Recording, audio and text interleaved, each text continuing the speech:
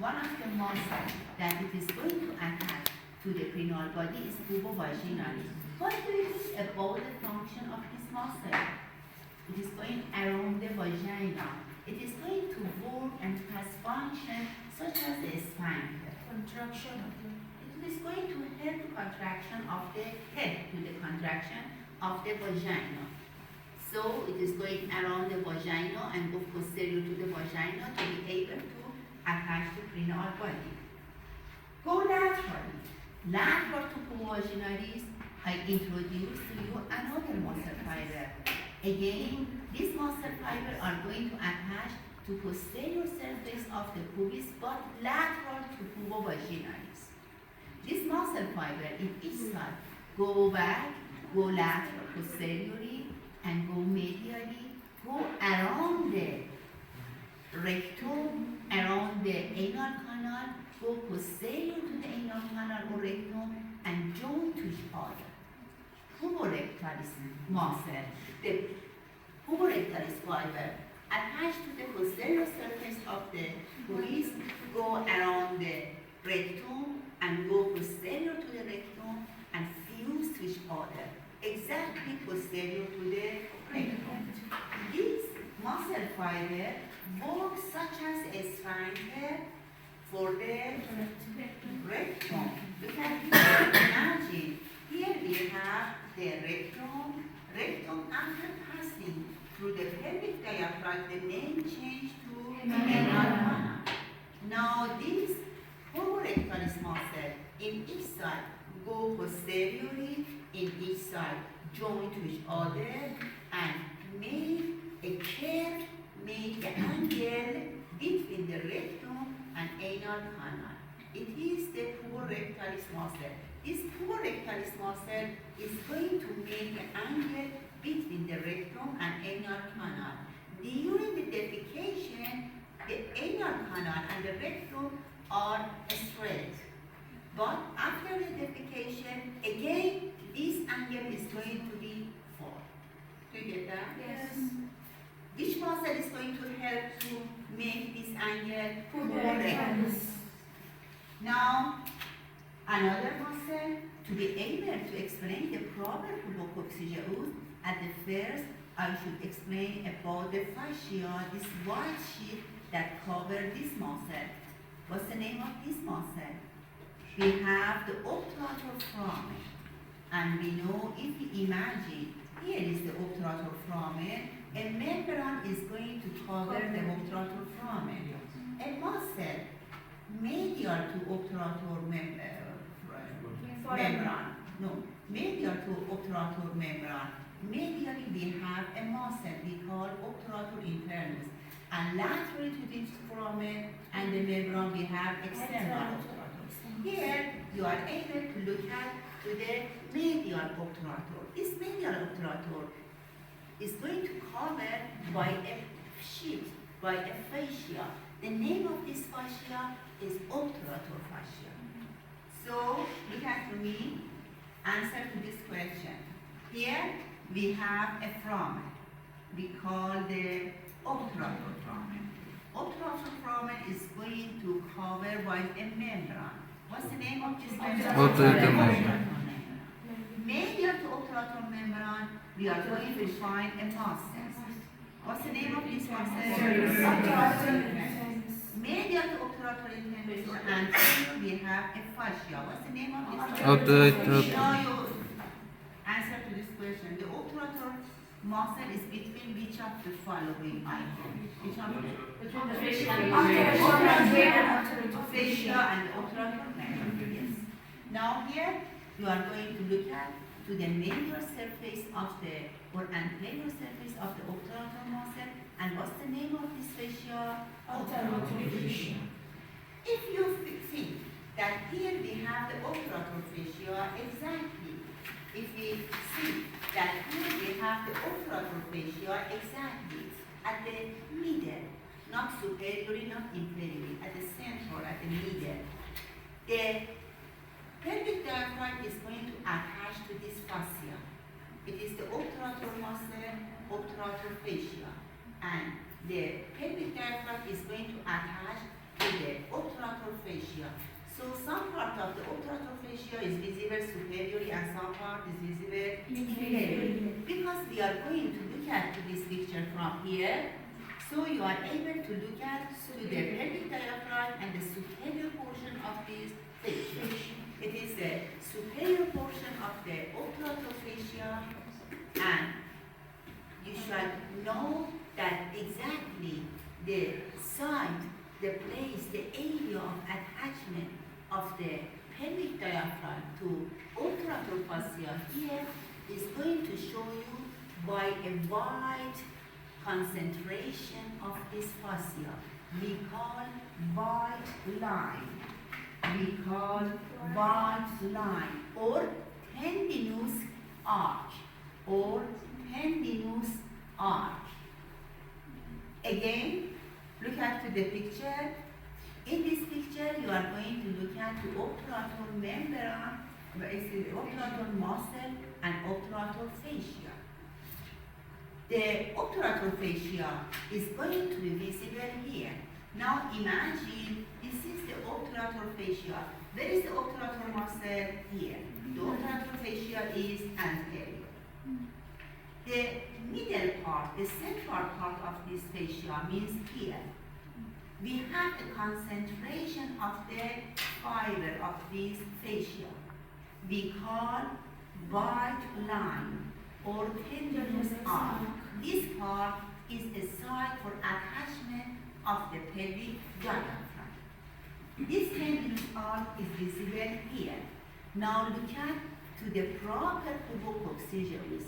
Is it correct if I explain for you that the proper pubococcygiosis is going to attach to the anterior portion of the tendinous arch? Yes. So the origin of the proper pubococcygiosis is anterior part, anterior section, anterior portion of the white line or tendinous arch.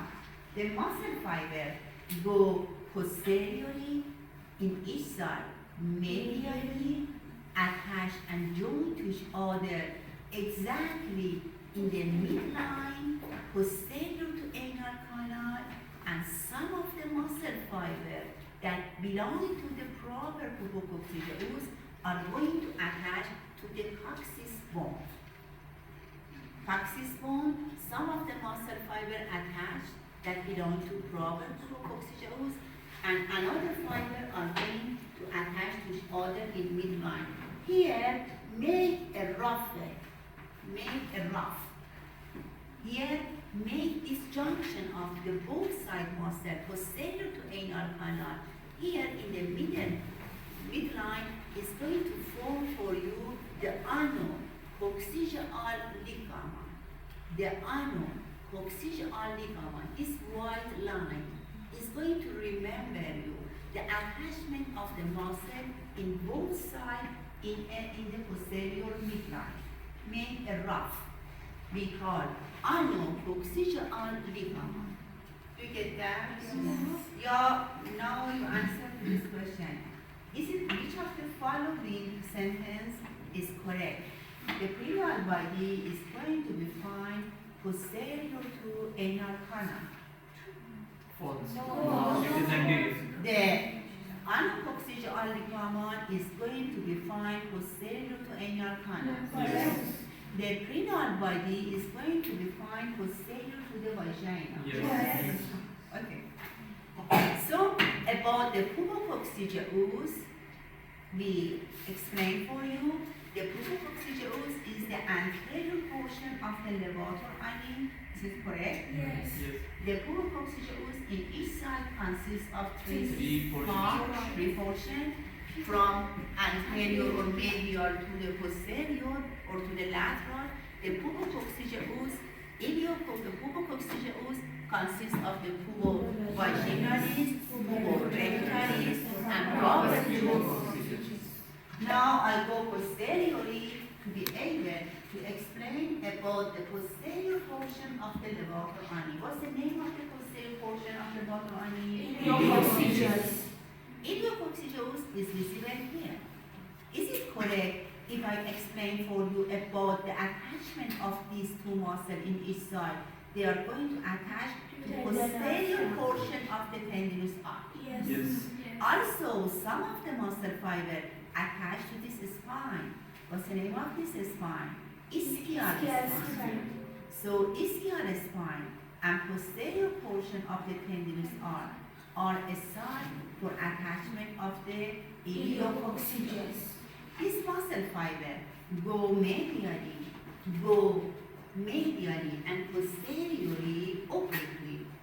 They are going to attach to anococcygeal ligament. They are going to attach in the midline to the rough to anococcygeal ligament, and they are going to attach to the two end segment of the coccyx. In each side, in lateral side of the two end segment of the coccyx, this iliococcygeus is going to be attached. One of the question, I'm not sure exactly in the previous session, semester or when, but one of the questions was about the attachment to the coccyx bone. Which of the following muscle has attachment to the coccyx bone? Levator ani, Yes. pubococcygeus, Yes. Yes. iliococcygeus. Yes. So you should purectalis, No. okay? Proper pubococcygeus. Yes. So when you are going to read and read carefully and think such as this, when you are medical student, I'm not going to ask you what's the name of this, what's the name of this, okay? Or I'm not going to ask you about the pubococcygeus, what's the name of this muscle. It is a fact that this is the pubococcygeus. You should know detail about the pubococcygeus. Okay. Now, the levator ani, you know everything about the levator ani, about the subdivision of the levator ani, about some of the muscles that are going to form the levator ani. Look at to the posterior portion of the pelvic diaphragm. Means now I am going to explain the coccygeus muscle. What's another name of the coccygeus? Ischiococcygeus. It is a triangle. Do you remember yesterday I explained and introduced to you two ligament,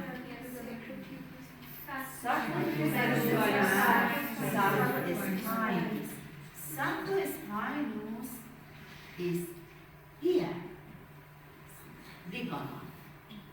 So if I remove the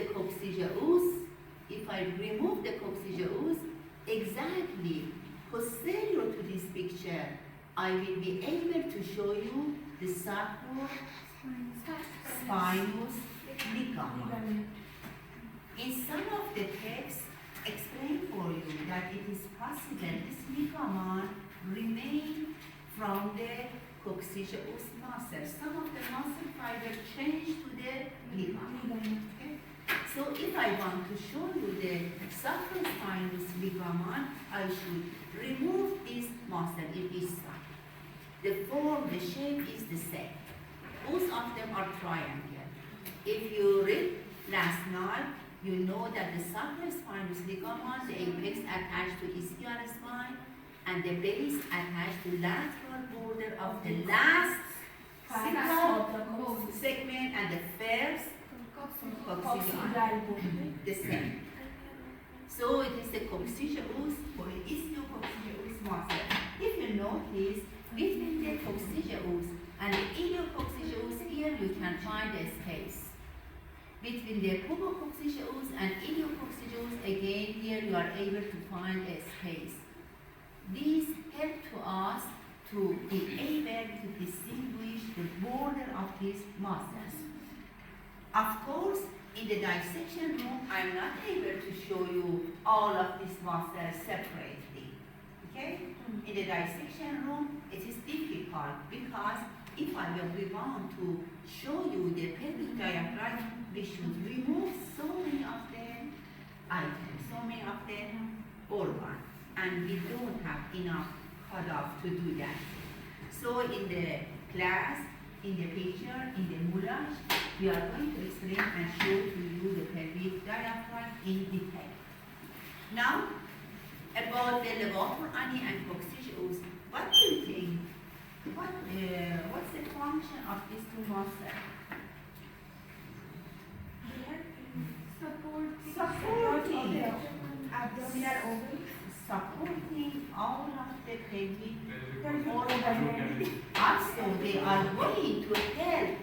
They are going to help to increase the pressure of the abdominopelvic space during the defecation, during the micturition, during the delivery. You need the pressure of the abdominopelvic cavity increase. So during the coughing, during the sneezing, you need the abdominopelvic pressure increase. What happens during the coughing, sneezing?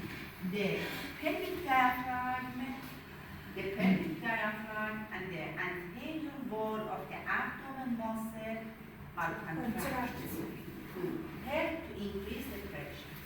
And the pelvic and the thoracic diaphragm is relaxed.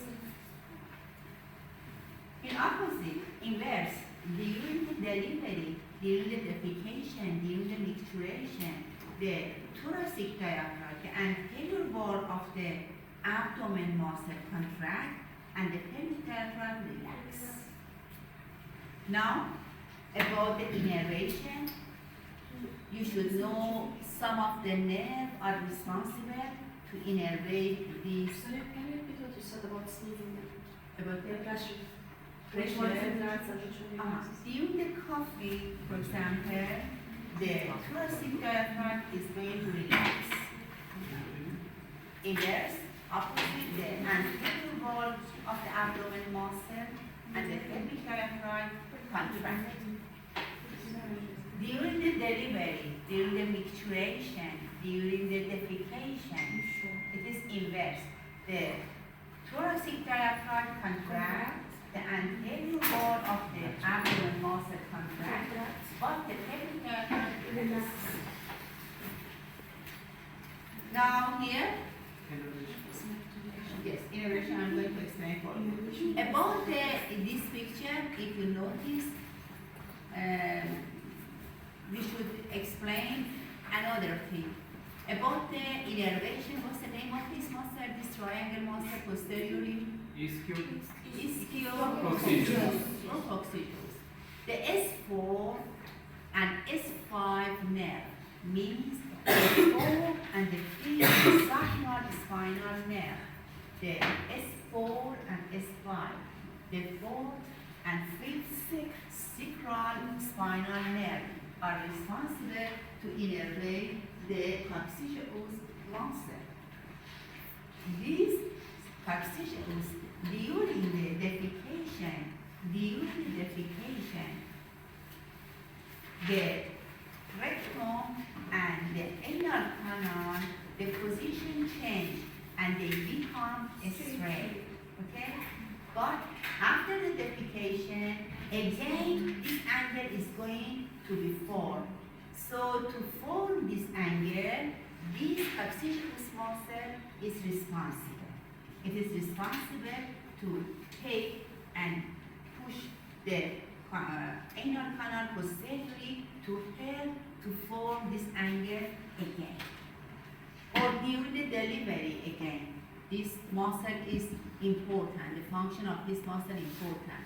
And as I explained for you, some of the muscle fiber that belong to the coccygeus muscle are going to disappear